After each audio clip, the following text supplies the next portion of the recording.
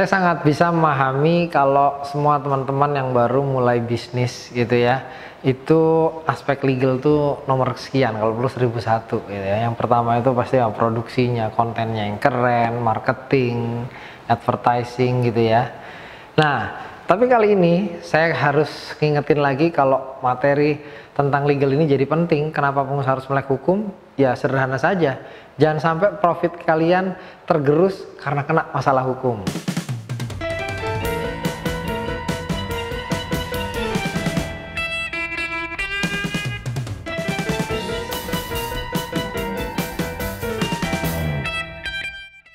Saya Bima Prasetyo, founder Smart Legal.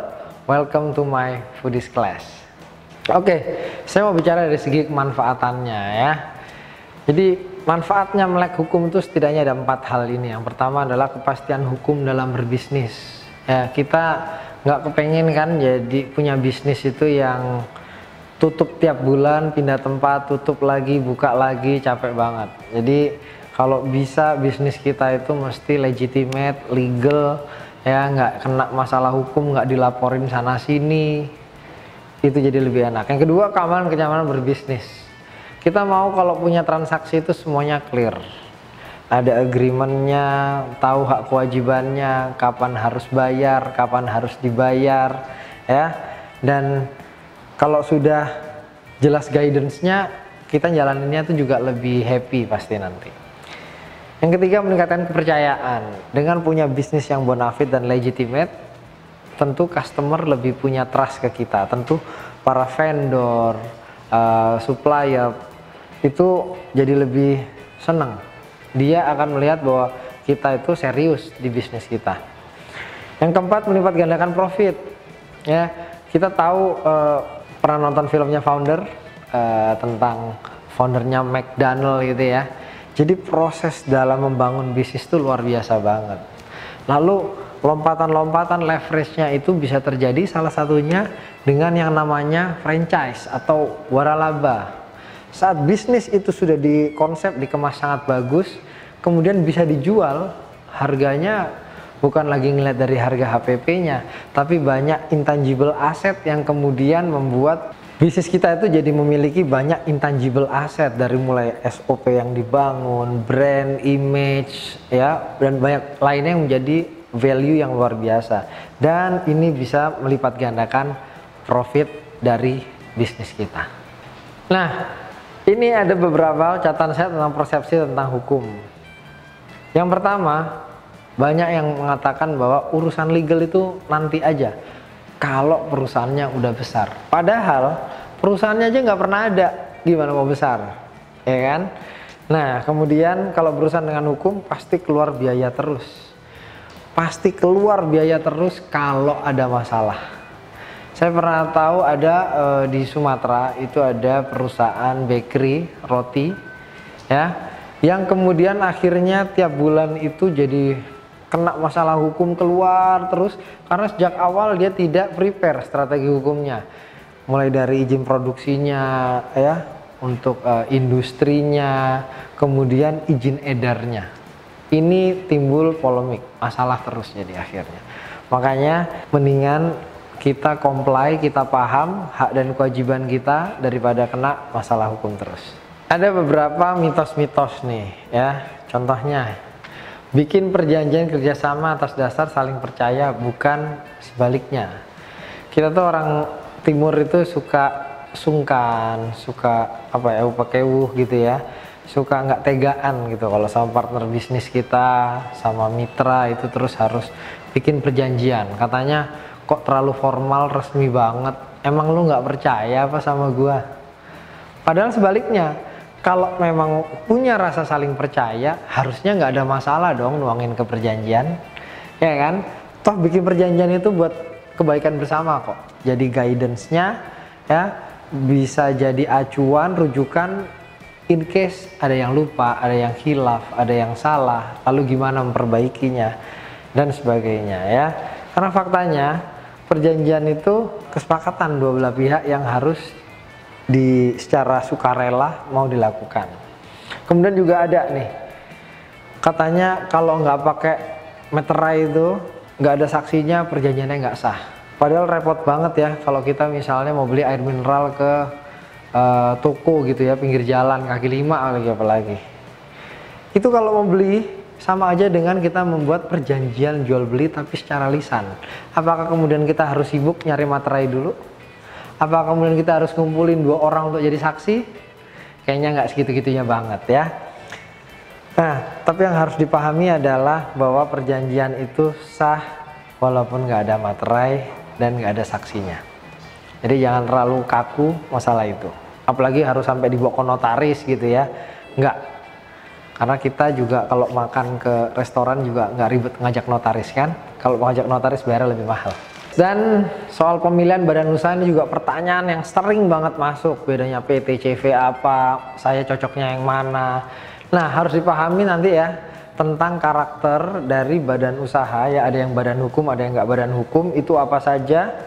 Nah, sesuaikan dengan bisnis kita. Kira-kira karakter badan usaha yang mana yang cocok dengan kita, sesuai dengan budget kita dan kebutuhan kita. Makanya pahami nanti akan ada penjelasan kelas-kelas saya selanjutnya tentang perbedaan badan usaha dan badan usaha apa yang tepat untuk bisnis kita.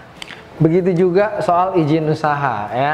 Jangan kebiasaan minta maaf ya baru kita minta ngurus izinnya. Pahami bisnis kita, model bisnisnya gimana, prosesnya gimana.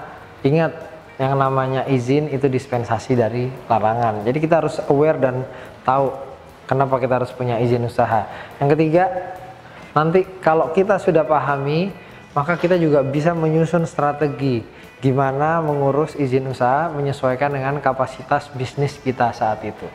Semua selalu bicara tentang branding, strategi branding itu gimana. Tapi yang paling utama jangan sampai udah ngerepot nge-branding, udah bikin logo sesuatu yang keren jadi daya pembeda tapi lupa daftarin mereknya. Akhirnya orang lain yang akhirnya mengambil keuntungan dari kita atas kelalaian kita daftarin merek.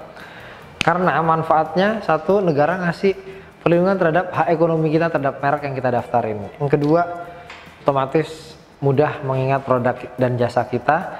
Yang terakhir, melipat gandakan profit dengan royalti ya. Jadi jangan sampai kita nggak daftarin merek dari bisnis kita. Nah, yang nggak kalah pentingnya itu juga tentang aspek legal ketenaga kerjaan. Di Undang-Undang Nomor 13 tahun 2003 itu clear banget.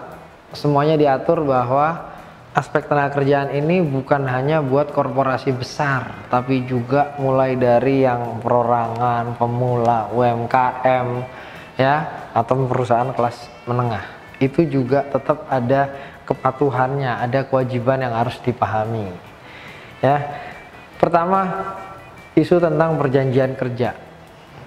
Kenapa harus dibuat ya, kenapa harus ada, supaya bisa melindungi hak-haknya si pengusaha juga, bukan cuma haknya karyawan. Karena pengusaha jadi bisa mengukur strateginya. Kemudian tentang salary, ini juga tentang UMR itu memang selalu cukup challenging. Teman-teman tuh suka bilang kalau saya bayar gaji UMR kemudian nanti nggak profit, bisnisnya nggak ada. Nah, ada strateginya. Gaji itu kalau kita ngasih di bawah UMR ada namanya penundaan pembayaran UMR, bisa diajukan. Keberlakuannya itu 1 tahun. Ya, ini bisa disusun strateginya. BPJS Tenagakerjaan, kita juga harus tahu itu kewajibannya dari pengusaha. Kemudian ketentuan tentang cuti dan istirahat. Bahkan yang paling mutakhir adalah PHK. Pengusaha itu nggak bisa semena-mena sekarang. Di Indonesia itu mau mecat karyawan yang udah jelas-jelas nyolong aja, itu ada prosedur dan mekanismenya. Ya, apalagi kalau yang nggak salah atau kita nggak suka, kita berhentiin. Saya pernah ada teman saya itu dalam 1 hari semua karyawannya resign berjamaah. Ya, karena waktu isunya ada masalah salary, ada masalah tentang jam kerja, banyak hal. Yang akhirnya karena nggak aware terhadap masalah itu, kurang sensitif terhadap masalah ini, membuat bisnisnya jadi terganggu. Order jadi nggak bisa diproduksi dan lain-lain. Makanya ini jadi penting ya. Nanti saya akan jelaskan lebih detail kelas khususnya tentang hal-hal ini. Nah, ini juga perlu teman-teman pahami. Saya ngelihat banyak pengusaha itu kalau sudah berhasil di satu bisnis yang jadi cash cow-nya, dia kemudian terpikir untuk menyelamatkan. Ini uang jangan diem aja, mesti diinvestasikan, apakah itu ke logam mulia atau ke bisnis. Kalau ke bisnis, kadang untuk menjaga supaya dia terfokus dan sesuai dengan core bisnis, kalau dia melihat sesuatu yang menarik, itu dia investasikan ke bisnis orang lain. Nah, ini yang harus dipahami juga. Kalau mau investasi itu sifatnya kayak gimana? Apakah itu bagi hasil atau sifatnya kayak loan atau kita masuk sebagai pemegang saham di dalamnya atau bagaimana? Ini akadnya mesti clear supaya kita memahami juga hak kewajiban dan juga komplikasi yang lainnya. Terakhir juga kita juga paham risiko hukum terhadap investasi. Kita harus fair. Bisnis naik turun, ada risikonya, untung atau rugi. Ya, kalau sampai terjadi masalah, kemudian tidak amanah, wan prestasi dan lain-lain, pahami juga kira-kira upaya hukumnya itu bagaimana. Apakah ada sanksinya ke perdata atau bahkan ada unsur pidana kalau dia nipu dari sejak awal. Nah, itu tadi alasan-alasan yang merupakan big why dan strong why kenapa pengusaha harus melek hukum.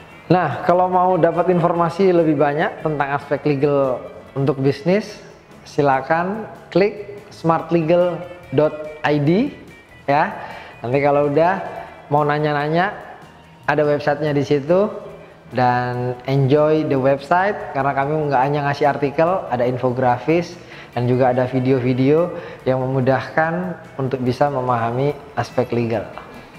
Jangan sampai karena kita nggak melek hukum, terpeleset kena masalah hukum, akhirnya semua profit keuntungan kita malah menjadi kerugian karena banyak masalah hukum yang dihadapi.